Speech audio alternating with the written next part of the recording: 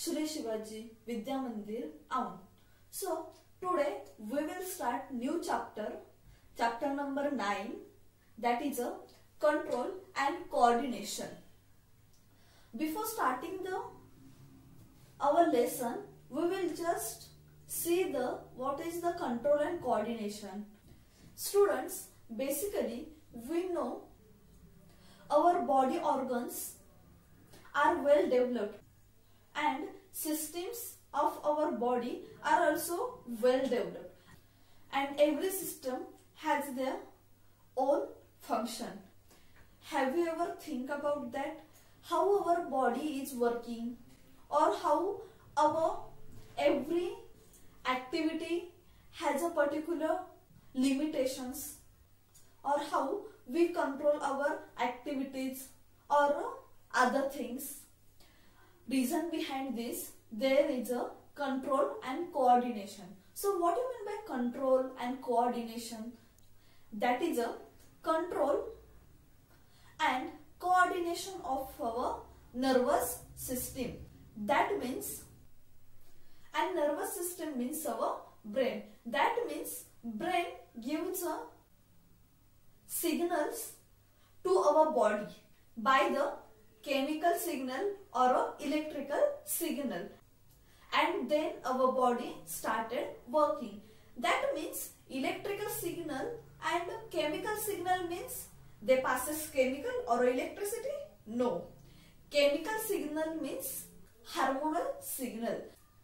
That means body controls and coordinate our hormones, and electrical signal means our movement of our body, and on the basis of these two signals our body control and coordination occurs.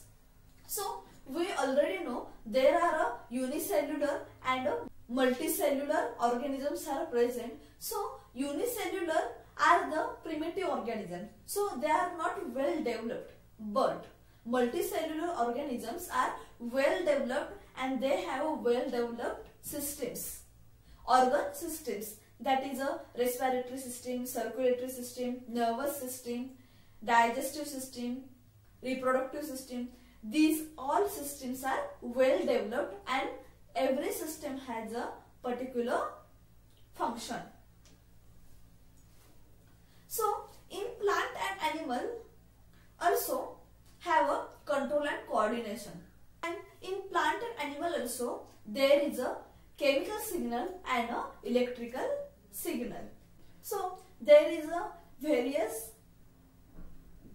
organisms are present and they are differentiated into various classes like porifera, cnidaria, lower animals, higher animals. So in this chapter we will study the development of a nervous system in each group of animals and also in humans. I have told there is a electrical signal and there is a chemical signal.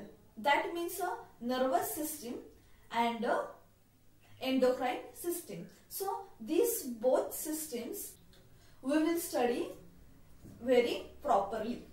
So first we will see the nervous system in a hydra, and after that we will see the nervous system in a planaria. First we will see the hydra. Students, basically nervous system of a hydra is very diffused. That means a very primitive.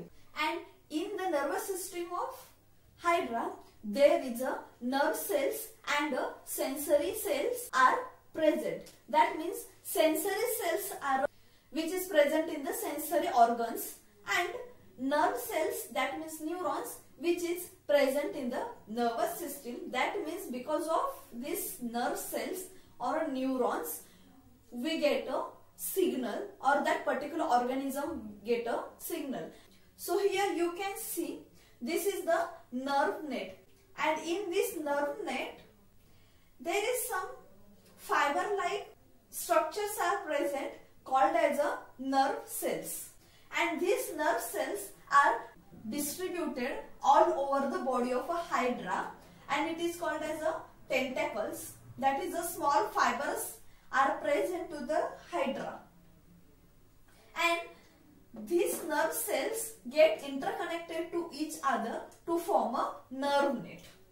So this nerve net has two types.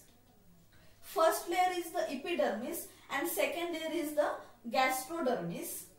Epidermis means the outer layer of a particular organism or animal, and gastrodermis is the innermost layer of the organism. And these two layers are present in the mesoglia. Mesoglia means epidermis and gastrodermis get separated by a particular layer, and this layer is called as a mesoglia. And one more thing, there are sensory cells are also present, and these sensory cells also are distributed in the body of a hydra, but there is a insufficient sensory organs. And these neurons, that means that particular nerve cells have a fibers, but they are not a sensory cells. So in the hydra, these particular sensory cells can get activated at any point, and from this point impulse can get carried for the movement of the body, and this movement occurs by these tentacles. For example, for catching prey, this is the nervous system of a hydra. Next, we will see the nervous system in a planaria. So we know hydra is belonging from Cnidaria phylum, same as planaria belonging from Platyhelminthes phylum.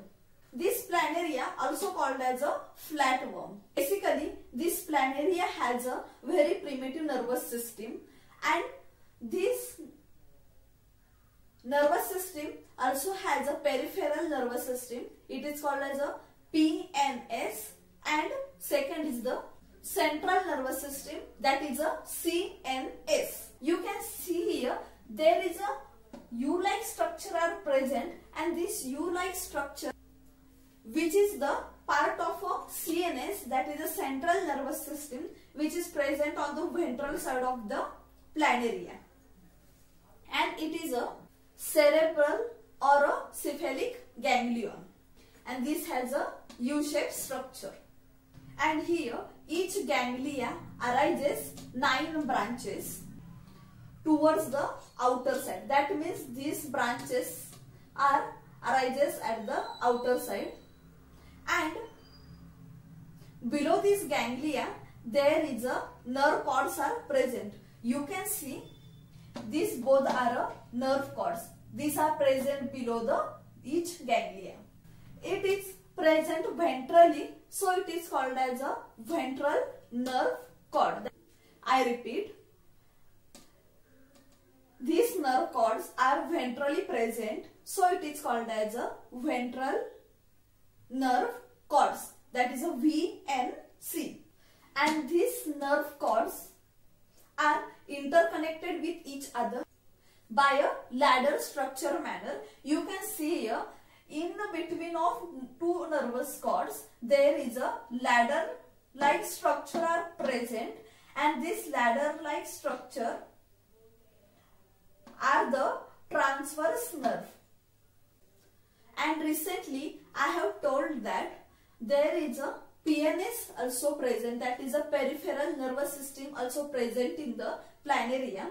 In that, sensory cells are present which are arranged in a lateral course, and there is also pair of a photosensory structure, that is the eyes are present on dorsal side of the brain, as well as there are sensory cells also present and which are distributed or scattered in the body. Students, we have recently seen the hydra and planaria. So in that we have seen the nervous system and a nervous development of a hydra and a planaria. Like that, there is also development in humans, and in that there is a gradual changes and evolutionary changes are occurred, as well as in the nervous system there is a various organs are present, as well as their size and their functions also different, as well as there are sense organs are also present, and there is a complex networking are present in our brain, and on the basis of that network signal get transmitted from one organ to another organ. So these all things we will study in a next lecture and remaining lesson.